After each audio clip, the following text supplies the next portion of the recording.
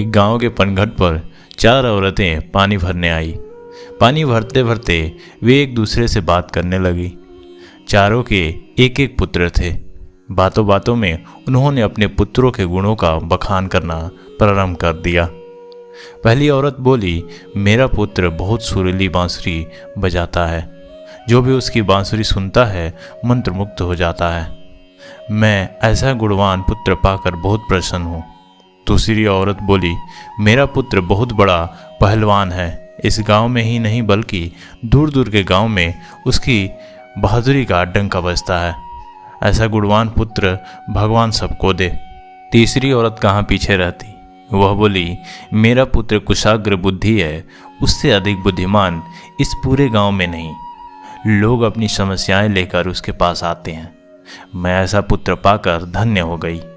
चौथी औरत ने सबकी बातें सुनी लेकिन कहा कुछ भी नहीं। इस पर वे औरतें उससे कहने लगी, बहन तुम भी कुछ कहो ना। तुम्हारे पुत्र में क्या गुण है? कोई ना कोई गुण तो उसमें अवश्य होगा। वो औरत बोली, क्या कहूँ बहनों, मेरे पुत्र में तुम्हारे पुत्रों की तरह कोई गुण नहीं है। उसकी बात सुनकर तीनों औरतों ने गर्व से अपना सिर उठा लिया।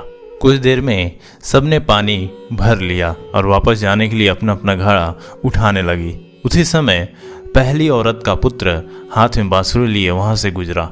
उसने देखा कि उसकी माँ पानी से भरा घड़ा उठा नहीं पा रही है, किंतु वह यह अनदेखा कर बांसुरी बजाते हुए वहां से चला गया।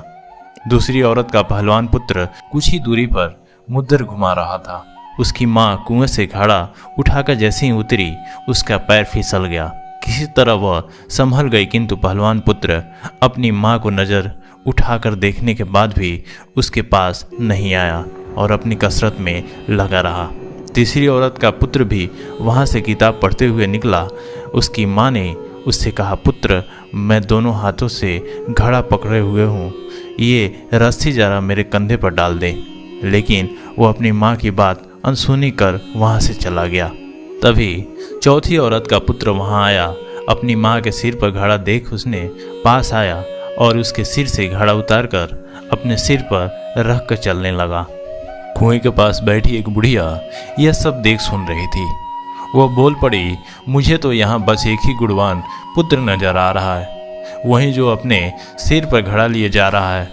माता पिता की सेवा करने वाले पुत्र से गुणवान भला कौन हो सकता है। दोस्तों, गुणवान वही है जो अपने माता पिता की सेवा करे और साथ ही सबकी सहायता के लिए तत्पर रहे।